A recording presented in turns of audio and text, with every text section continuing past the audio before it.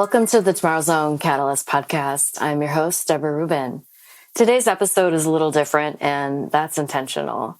This conversation was originally recorded for Fireside Chats with Jesse, hosted by Jesse Johnson of Consult Disrupt.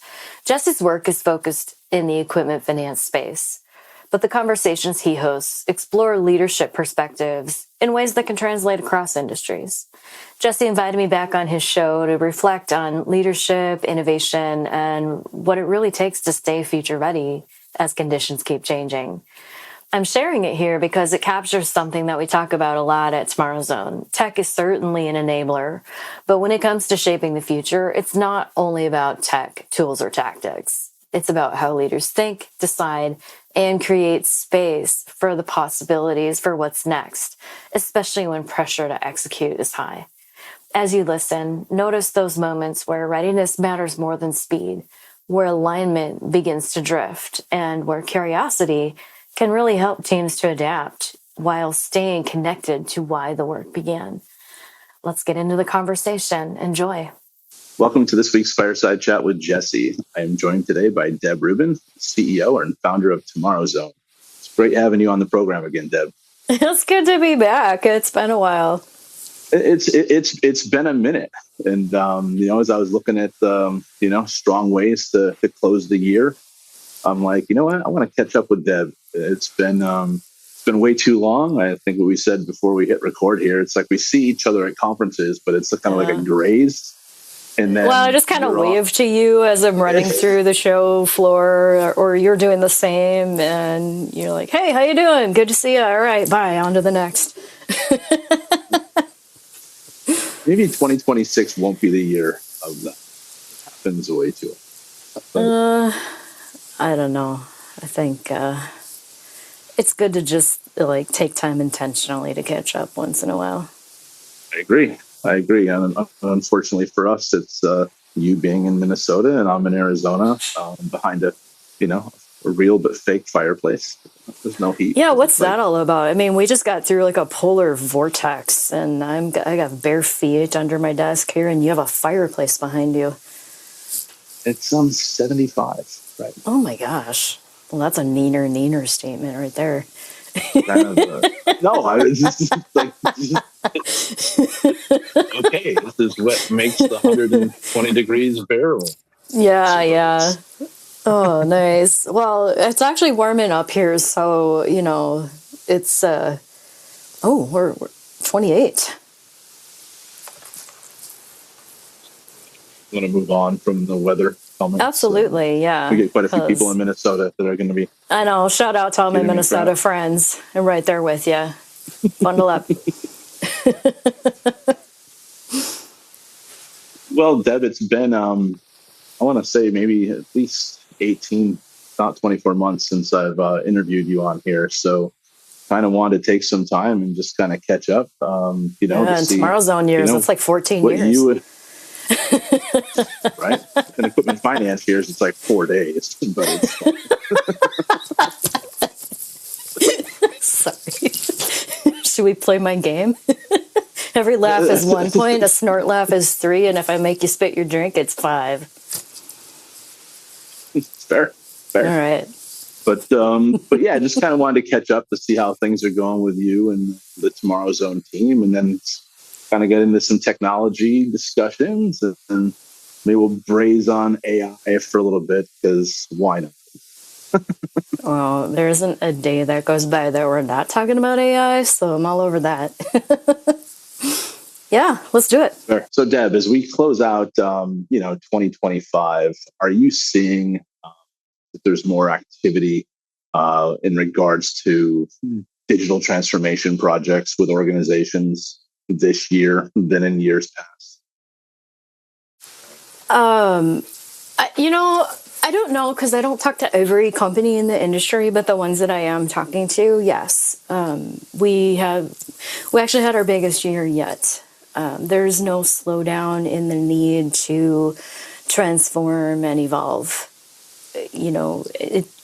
Just take a look in any direction around you and you'll see innovation isn't a nice to have, it's an imperative. And we've had industry level discussions for years about this, and I think everyone's got the message. And so now it's about, how do we think about this? How do we step back and make sure that if we are committing to doing something, that we're making investments that make sense and that we're doing work that matters, because, our human capital is precious, our financial capital is precious, and we need to make good decisions about how we're employing those things. And so I've seen more intensity, and I don't see that there's a slowdown in demand for innovation and transformation. I mean, just look at what's going on in the world. We are facing constant and continual change, and it's coming from all directions. And it's pretty easy to get left behind if you aren't doing something. But knowing the right thing that you should be focusing on is key. And and we're working with the leaders that really want to make sure that they're making good decisions about where they're investing in that. No, I mean, that's a great point. I mean, it's I guess this is probably my third full year of kind of doing Consult Disrupt exclusively, and it's just crazy. Just people are just, I mean, selling software for 10 years and then seeing the good side of it, the challenging side of it, right? And then being able to kind of come in and do the consulting side of it, Deb, is definitely a different animal. Yeah. But I agree. I mean, that change management, right? The human capital, like some of these things that people just been kicking it down the road forever. And I think either it's some of these legacy people in the industry are retiring and moving on. And other people are just like, we're not going to deal with status quo. We need to figure out a way to fix this. Yeah. We're definitely seeing that side too. So you said it's a different animal from software sales. I'm curious, how is it different from your perspective? You spend a lot of time working for a software company. I did in my past as well. But how do you see it different in the seat that you fill today, going from selling software to consulting? And so I'm curious, what makes that animal different, and how are you seeing it in the seat that you're in today? Great question, Deb. I mean, the reality is when you're selling a software, you're trying to sell like that specific solution. You're trying to drive the demand to move a technology platform. And on the consulting side, a lot of it comes into play where it's just like the grass isn't always greener on the other side. It's not what the software can do, but more importantly, what it can't do. And it's, when was the last time that was an actual requirement, or was that just a box that you checked because you did it 5 years ago? I'm sure you run into that too, where it's just like, okay, yes, I've heard of that before. This is how other organizations are doing it, but why do you want to do it specifically that way? And a lot of the times it just comes down to they just don't know best practices. So it's just sitting there and asking those questions. It's like, do we really have to push this requirement forward in another platform? Or can we agree that maybe this is something that if it doesn't impact the majority of the business, that we can just understand it? We still have to solve for it, right? Excel or something else. But it's like, let's just not bring this albatross over to another project because we understand that's going to do from a build perspective. And when you're selling it, it's one of those things where you just want to solve everyone's needs. I'm not sure if you ran into that when you were working for a software company or not, but you're more on the product side. Yeah. So you probably dealt with salespeople like me saying, stop. Yeah. It can do all the things. Yes. It doesn't have to do all the things. Right. Well, yeah, and back when I was in software, and this is a long time ago, it really was about, where are you taking the company? What are you trying to build for the future? And let's focus on that. It's not about order taking at all. It's actually the worst position to be in. And not helpful at all, even if that's what the customer thinks. I think where we see the most success is when a client is actually partnering with their software provider and consultants and doing it together. When we're talking about software, and just to be clear, often what we're talking about in equipment finance is enterprise software. It's software that's complex. It typically is encompassing capabilities that impact multiple different aspects of the business, different personalities, different goals, different definitions of success. And everybody brings a different idea about what that means. And so cutting through all of that and busting through the silos and getting shared understanding about what you really want to achieve together, that's the most important part in my mind. If you don't do that, that's where you run into problems. And it's not about shopping for software or features. Where we start is a really frank conversation about what is this investment about? Are you wanting to scale your business, or you just want to copy the past and paste it on new sexy software? Because if that's what you want to do, there's lots of consultants that will help you implement that. There's a bunch of order takers out there that will do that. Sure. Not our people. If you really want to think with foresight and strategy about what makes sense, it's a whole different conversation. And I think it's tough for software companies to think that way with their clients and challenge them, because they're in the role of trying to sell a solution. That's completely fair. And they're just like, oh, well, yeah, we can do that. And it's just like, wait a second. Like, no, you shouldn't do that. Because what's that path to the next upgrade look like if you truly have to change that much behind it?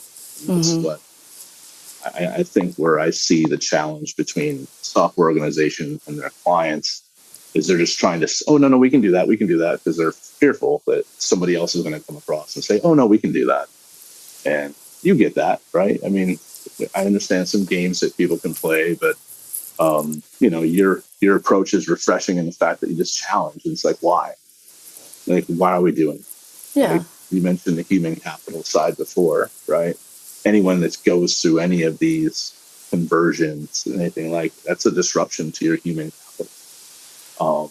So it's the frank conversation that you had, right? Where it's, what is the why behind? Is the driving force. Yeah. Well, and it's one thing to know that as a software buyer. It's another thing entirely to get shared understanding with a cross-functional team, each having different perspectives and expertise and opinions about, what's what, speaking the same language and sharing the same vision.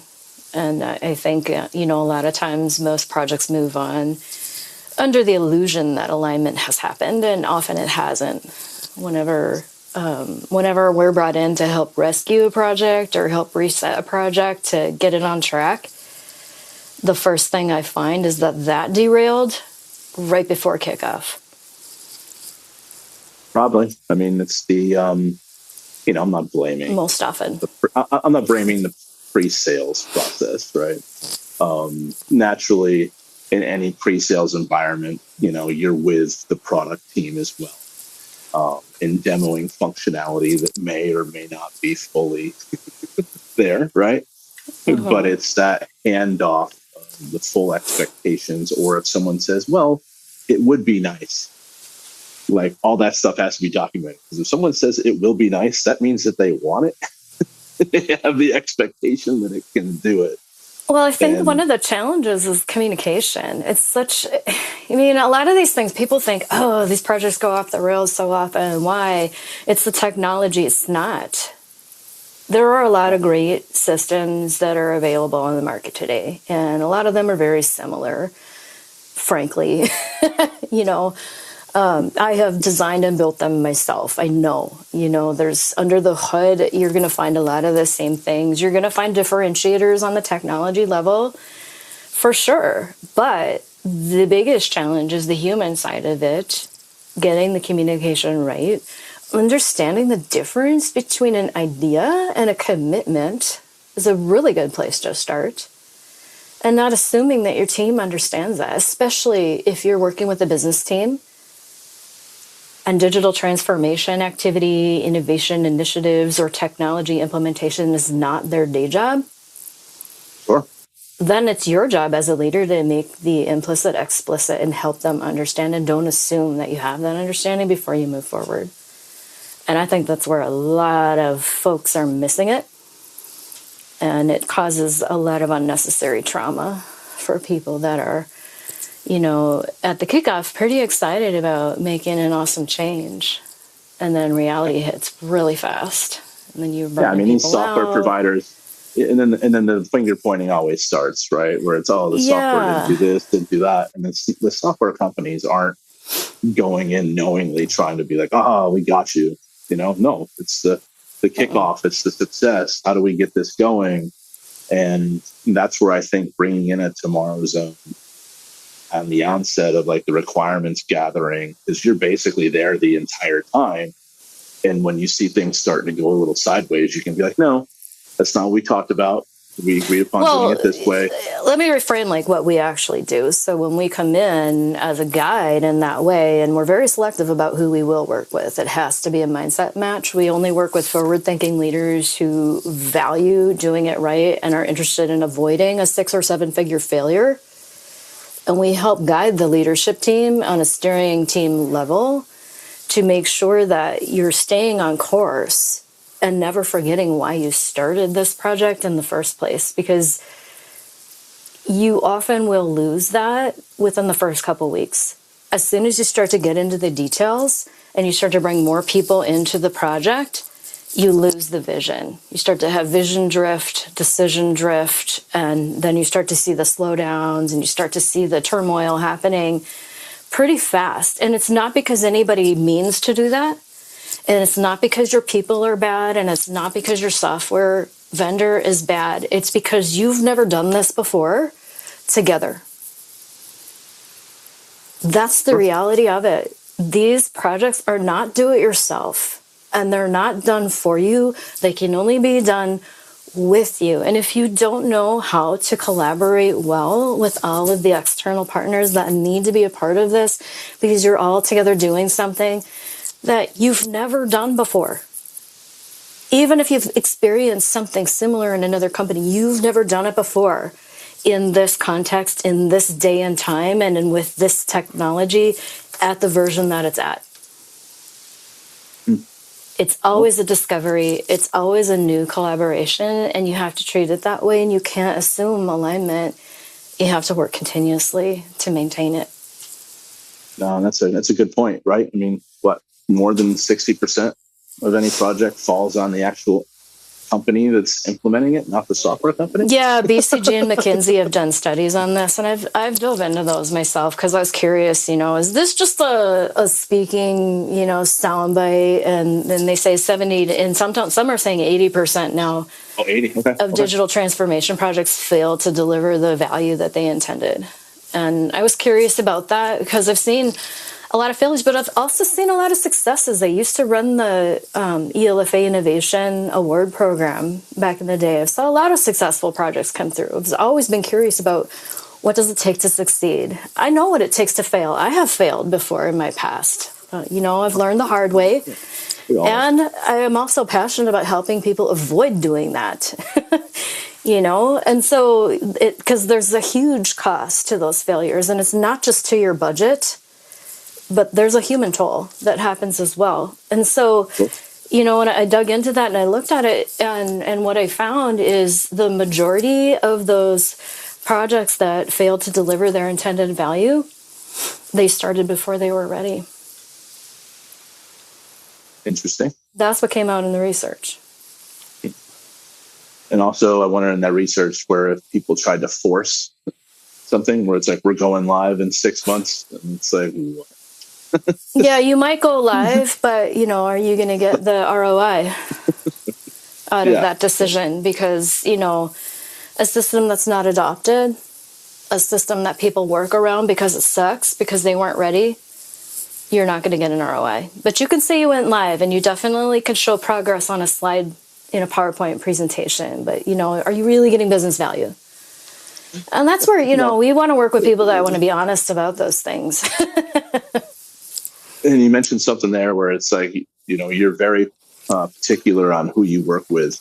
And that's something that I'm learning more kind of in this, where it's just, I'm just going to say, you can pretty much tell if someone's going to be a pain in the ass, or are they going to listen? Or like you said, or like no one wants to be an order taker, because then you can't be successful in what you're looking to achieve, because they don't know, clients don't know what you know. Yeah. Well, I mean, my book starts out with the phrase, "We didn't know what we didn't know." Okay. That's the most expensive statement in digital transformation. That's right. We didn't know what we didn't know. Is this a good transition into the book? Sure. Yeah. Right. By the way, I'm writing a book. All right. Let's talk about the book. I saw the title when you put it on there. Yeah. You have to forgive me. So let's dig into the book, the title, what it's going to be about. Sure. So I am in the process of writing a book. I started working on it. I've been writing content for it for years. I've had this in my mind for a long time. But I started messing around with it in January, and then I fully committed in June. I was off-site at a executive retreat and realized, you know what? I need to just do this and get it out of my head.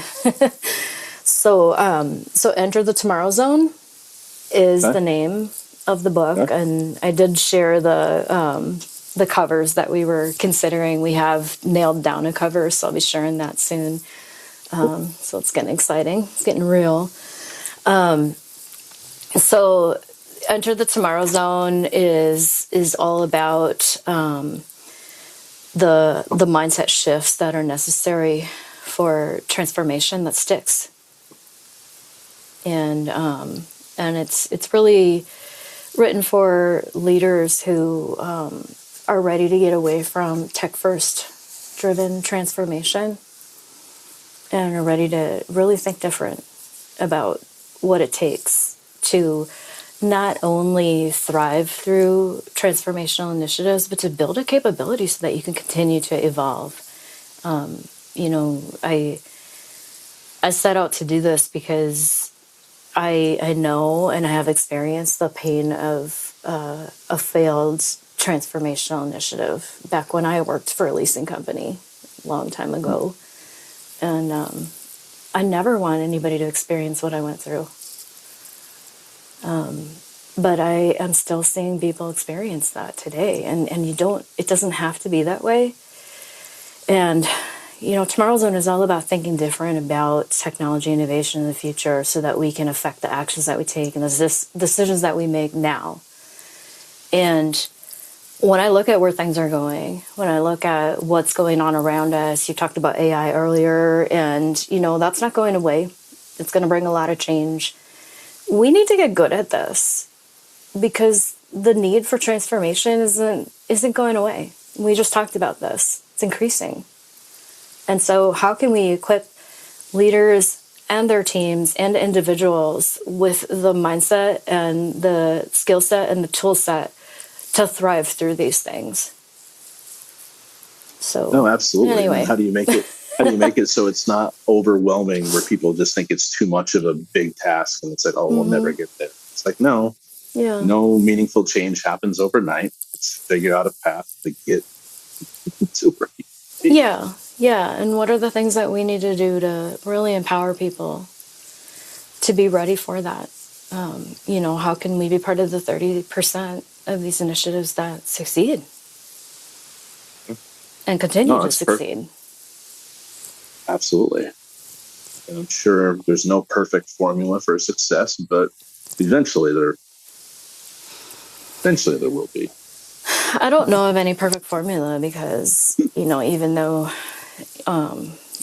you could have many different companies implementing the same software, every context is different. every composition of team members is different. The goals they might be similar in nature, but they're different in meaning to each company. And so having a set of guiding principles and mindsets and tool sets to help you get through that can traverse all of the different contexts that you might run into across different companies. That's what the Tomorrow Zone system that I write about in the book, that's what it's all about. It's not linear. I think that's the big myth, is that there's some linear approach to this. Unfortunately, innovation is messy, and you have to prepare people to be ready to go through the messy middle. Because when you do, and then when things get hard, like the things that you were talking about earlier, when you're talking about, somebody really passionately wants to customize this piece of the software, but, 90% of the people in the room know that makes no sense at all, and we don't really want to rebuild the past, but nobody speaks up. That's a sign of a team that's not ready. You haven't done the work up front to prepare and empower this team to go through what it really takes to succeed through that messy middle. You don't have psychological safety. And that's not just a fluffy buzzword term. There are actual things that you can do and ways that you can lead and facilitate that actually build that type of environment so that your team is open and collaborating well, not just within the client that's implementing, but along with your partners, whether it's your consultants like your team or your software providers or integrators. To do these complex initiatives, it takes so many different types of expertise and personalities and perspectives. There's no one person who knows everything about everything to get this done. And so if you don't have a team that's prepared to collaborate well through that messy stuff, it's going to be really difficult and sometimes traumatic going through it. 100%. I mean, change management's real, and people need to understand where it's not all sunshine and rainbows in any whatever transformation or technology upgrade or anything. You're gonna have to, what is the phrase? Embrace the suck at some point and then figure out a way to work around it. Yeah. As fast as you can. So, Deb, AI, you mentioned it kind of earlier, right? I mean, every day we hear it. I'm sure you and your team are leveraging it. I know we use it on a frequent basis, more for like statements of work. I think it helps out when it comes to some of that paperwork. Mm-hmm. But we have clients that are asking for it all the time. It's like, oh, how can we leverage AI? It's like, you have all these different people that are like, oh, we need to do this, we need to do that. And it's just like, look, we just got DocuSign less than 5 years ago. Okay. Can we tamper expectations a little bit here? AI is a funny topic. Yeah. So I think that's a funny question, first of all. How should we leverage AI? So I started leveraging AI in 2016 experimentally. And I don't know, you may have even interacted with Amy, my AI assistant. I was just doing a podcast with somebody I first spoke to in 2021, and I went back in my email to see when was the first time that we spoke, and it was actually a meeting that was arranged by Amy, my AI agent, and so that was like an early version of it. But I've been leveraging AI in my work since 2016, so almost 10 years, and it has changed continually. When I used to speak about what I was learning in my day-to-day AI collaborations, I used to be able to show a market map of all of the companies that are building AI apps on a single PowerPoint slide. And now I'm going to look it up just to see where they're at right now.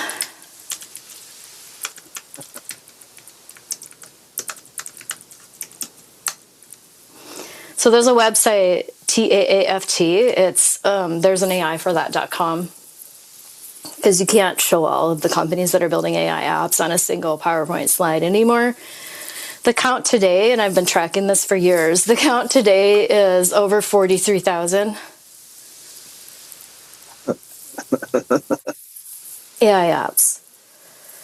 So I think it's a really funny question. How are we going to leverage AI? I don't wake up in the morning and go, how am I going to leverage electricity today? And that's where AI is.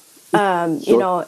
It's a branch of computer science, and it enables machines to mimic human capabilities, give us all sorts of new capabilities in our work. It definitely, with generative AI and the new large language models that are available to the general public, like ChatGPT or Gemini or Claude or Perplexity, we use all of those. It definitely can amplify the work that you're doing. It can serve as a thought partner. It can help you see patterns in large sets of data. I mean, there's so many capabilities. A better question is not how can we leverage AI, but what kind of company can we become because of AI? That changes the game. Possibility thinking. What's possible now because we have access to this type of capability? What are the other capabilities that we could explore? And knowing what those capabilities are, where are the areas in our business where we have problems or bottlenecks or slowdowns or challenges that would actually be valuable from a bottom line perspective to solve? And now let's connect the dots between where we have problems that would be valuable to solve or opportunities that would be valuable to capture. What's possible with AI? Now what's possible for us and what's next? It's a whole different question set. We too often are starting from a tools first mentality. It's one of the biggest challenges I see in our industry. The myth that if you buy the right tool, if you apply the right tool, it's going to solve all your problems. That usually just leads to disappointment. Or someone wants to take something that was solved for one organization and think it's repeatable for another one. And sometimes that works, and often it doesn't. Yeah. Yeah, and that's where, it's important to have, it's so important to be open to challenging your assumptions about those things and really understand, why do you want to do the things that you want to do? We talk so much about not how do we do this, but how do we think about this at Tomorrow's Own?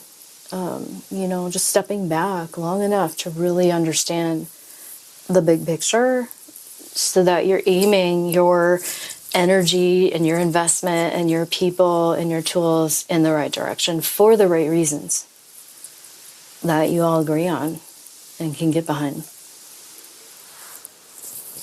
And how have you seen a lot of execution on some of these needs that can be solved, or are people just still kicking the tires on? I think there's a lot of experimentation going on. There are benefits that are coming out with, definitely with individual productivity for companies that are allowing that. It's funny when we talk about equipment finance because it's such a wide spectrum. You might be dealing with a 3-person company versus a huge enterprise, and it's hard to talk about equipment finance and these topics in generalizations. But, sure. When I look across the spectrum of different equipment finance company types and team sizes and all of that, there's different people are at different places in this journey. With some teams, where we're at is let's just get really clear about what our guardrails and guidelines are for AI use in our business so that we can get comfortable to, open this up to our teams and do it safely and responsibly. I think that those ethical considerations are really important, especially in a regulated space. And so, as much as we want to innovate, we do have to innovate within a reasonable box in this industry.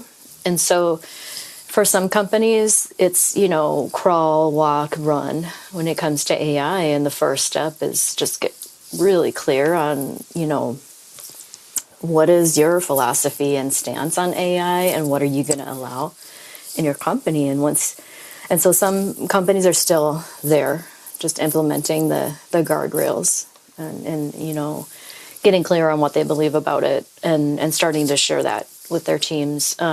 Others are starting to not only do that, but to encourage experimentation and learning in their teams. And I think that's a really good place to start because this is a different kind of a tool. It's not a deterministic software tool like we're used to, where you could give somebody a manual for a tool in the past and they could learn it by reading the manual, doing a couple exercises. But, when it comes to especially generative AI, you learn these tools by doing stuff with them. You learn by doing, and you learn by shifting your mindset a bit. A lot of it is mindset, and this is something I learned early on when I first started working with AI tools. It's not like other software; it's more like a collaboration with a human simulator, and so it's a little different approach to thinking about how you get stuff done and what you expect out of the tool, and then your role in the job to be done. And so, some companies are at that stage where they're just still learning and getting their team comfortable with adopting these tools. And then some are actually implementing AI-enabled tools. And I think, where we're really going to start to see progress in equipment finance is tools that are already built, not building your own tools. And so, there are several of the software vendors, the existing platforms, but also new ones coming into market that have some AI-enabled tools that make sense for different companies in our industry. I think a big thing to consider is what is your appetite for innovation and where are you on that AI journey and that adoption spectrum? Everybody's in a different place. What are you seeing? I mean, it's not a magic bullet. Like an AI is not going to turn an average person into a rock star. Like, no. Now, it can help complement someone who's already there and just make them that much more efficient. But, I think people magically think that they're just going to flip a button, bring in a tool that was built for somebody else and then just turn it on. That's going to be night and day difference. And I haven't seen that yet. Like you said, it's compared to what the organization wants. I mean, I almost tell people more on baby steps when it comes, where it's like more customer service, collections activity, repeatable processes where people have someone calls in, they have 3 to 5 questions they're going to ask, right? Maybe instead of, hiring more people in those areas, we might be able to leverage more of an agent or something that can handle some of those repeatable tasks. That's maybe right. But it's all kind of hypothetical. But that's just, I think, just people just think it's just going to be an automatic quick fix, Deb. And to your point, there's a whole underlying other questions that need to be answered. It's going to be different for everybody. Yeah, and I think that's the thing that we always want to skip over and go straight to the tool. Just sprinkle AI on it. It reminds me of, have you ever seen that movie, My Big Fat Greek Wedding? Do you remember the dad? He's always trying to explain not only like where Greek words come from, but anytime anybody has an owie or something, he goes, spray Windex on it. Like, Windex. Just spray AI on it. That's kind of like the hypey stage that we've been at with these tools. But, it really does thinking a little bit different about how you're interacting with these tools and what you're trying to get out of them. And again, when it comes to generative AI, it's not a deterministic system. You are not going to get the same answer every time because it's not designed to do that. And, so I think there's a lot of myth out there about what we can achieve with it. But I think that there are a lot of cool things that we can do. I mean, I've been tracking use cases specific to this space now for a couple of years. I think I have over 100 Nice. use cases that are applicable across the equipment finance ecosystem, both origination and back office and corporate functions. I mean, there's tons of use cases. We do a workshop to help teams to understand what's possible with AI and map those possibilities to the problems that they see across their business functions. And reliably within a half an hour with a cross-functional team, we'll generate 30 to 40 relevant use cases for your business. But it's, you got to give people the space to explore and step back and think about what's really going on in your business. I mean, so many times when we get with a team, it's the first time they've actually had an honest cross-functional conversation about what's really going on and where the challenges are, and looking at it together. It's one thing to know it for yourself and know, oh, these are the bottlenecks in my business function. But when somebody in adjacent function starts to see it and starts to step back and see the system, now we start to see systems thinking take hold. It's a whole different level of conversation. And now when we start to introduce what's possible with AI, it totally changes the game on their thinking. And we're actually leveling up the innovation capability of your team. Because now we're thinking not in terms of where the problems are, but we're thinking in terms of what's possible now. That's a whole different conversation. And it's way more fun. Well, and how fast things change, right? You got your finger on the pulse way more than I do in regards to some of that stuff. And it's like, okay, am I really going to build this whole function around something? And who knows what it's going to be like in a couple of weeks, Yeah, that's why actually one of our focuses is on really understanding so that we can design things that stand the test of time. I've done that numerous times in my career. When it comes to strategic roadmaps, when it comes to the foundational design of what a company needs for their technology, it needs to stand the test of time. And it needs to be adaptable because we know change isn't going to stop. And it's coming faster and it's coming from more directions than ever before. It's one of the reasons why the old-fashioned change management approaches aren't working. I can see that. Yeah, I mean, it's like a big myth that, change management is a phase of your implementation. It's not. Change leadership is a habit and a leadership practice, and it's ongoing. And, the old-fashioned change management approaches were built for a time when you had one change at a time happening, one big change at a time. That's not the world we live in right now. No. It's not.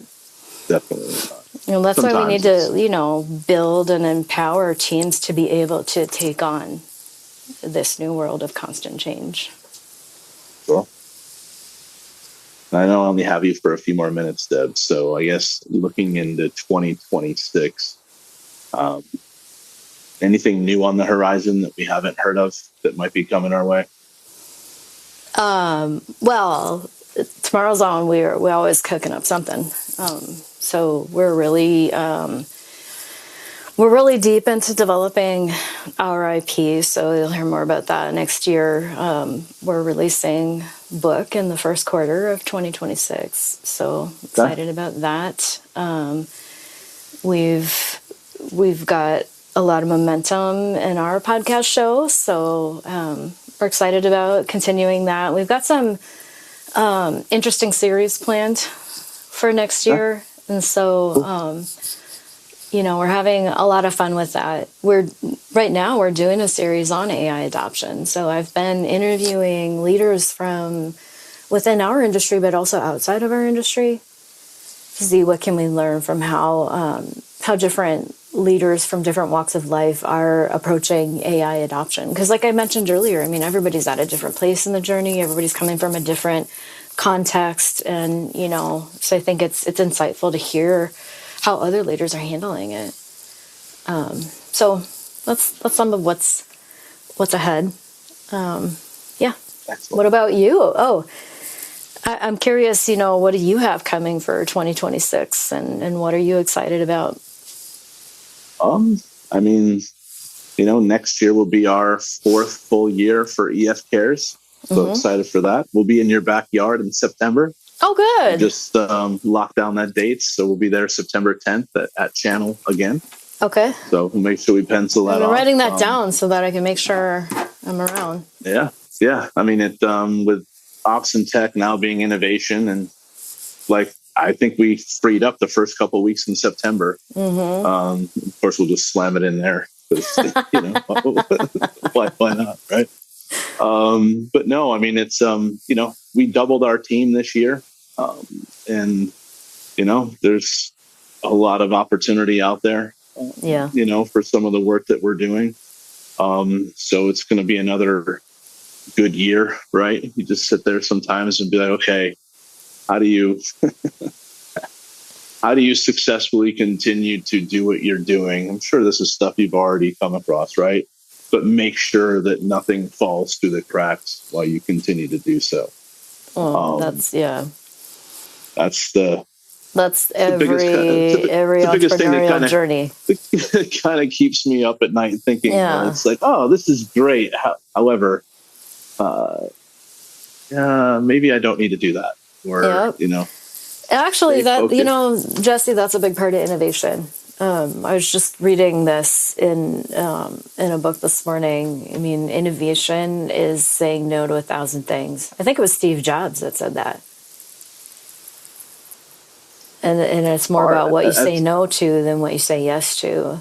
That's actually, we had our best year this year. And coming out of last year, I said no to a whole bunch of stuff. And I stepped back from all sorts of things. There were several things I was involved in at an industry level. And I stepped back and, put my full focus into what we're doing. And it really made a difference. Well, that's good. Congratulations. I enjoy working with, Jenica and the rest of your team. You have great people. Oh, I'm glad. I love them so much. So, I'm curious. I had a question that I had teed up for you about, this is about innovation or digital transformation. If we deleted all the technology tomorrow, what would companies still need help with? It's a fun thought experiment. Interesting. Wow.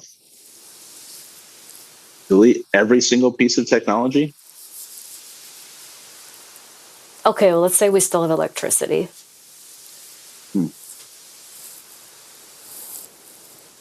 Maybe we still have computers.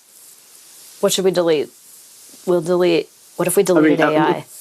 We can just leverage Excel for everything. I mean, that's what 60% of equipment finance is still on Excel. So as long as we can save that little piece of technology, I think we'd be fine. Okay, so if we deleted all the tech tomorrow except for Excel, what would companies still need help with? I know you mentioned change management or change leadership. I think a lot of organizations just fail to get buy-in from the teams that are actually doing the work, and people try to manage this process down instead of flipping it around and asking the actual doers what they truly need out of a system so it's not overcomplicated. So that mindset shift in regards to, it's almost like a servant leadership pyramid upside down, where it's just understanding where you don't have to overcomplicate things. Like, just because this is the direction of where you want your organization to go doesn't necessarily mean that you don't already have those building blocks there. Like, don't overcomplicate it. And if you have people that you truly care about, or people that are going to be going through this, this proverbial crappy, sucky process, like, bring them in sooner than later to get their buy-in and understanding of what they truly need compared to what as a leader wants. Yeah. And you've done a good job identifying that. And it's still something that I think the CD team continues to evolve with. But I think a lot of that stuff, Deb, just takes time and practice. Well, and it takes some some leadership tricks. I have a whole chapter on how to build buy-in from the start in my new book, so maybe check that out. But yeah, I think it's interesting though that if we delete all the tech, we still get back to the human side. Yeah, I mean, there's still people that have to execute on. I mean, even if it's done with just paper, right? Paper, pencils. It's like, okay, well, how's that process going to go? And it's, humans are resilient people. They'll figure out a way to get things done, whether there's technology or not. But it's just how are we managing that process effectively? Yeah, it's a fun thought experiment. Thanks for playing. It's deer in the headlights there for a little bit. Like, wait, what? Awesome. Well, Jesse, thank you so much for having me on your show. Yeah, no, Deb, it's always great seeing you. Congratulations on all the success of 2025. Look forward to seeing you in 2026, whenever that is, probably in Nashville. If not sooner. Not that I don't love coming to Minnesota in Q1. Well, but I'd avoid it in Q1. Just saying. Actually, if CLFP stuff, if you're out here for that, I don't know if you're still on that board or not. Yeah, I'm actually coming out to Phoenix in January. Okay. Well, let me know. I think last time we tried to get coffee and something happened on my side. So okay. We'll figure something out then. Yeah, I'll let you know once I get that booked. All right. Awesome, Deb. Well, thank you very much for your time. Good seeing you. Okay. All right. Likewise. Take care. It was such a fun conversation. Thank you for listening to this special episode of the Tomorrow Zone Catalyst podcast. I'm grateful to Jesse Johnson for the invitation and for creating the space for open conversations like that. You can learn more about our work and explore additional resources at tomorrowzone.io. Until next time, stay curious and choose to make awesome happen.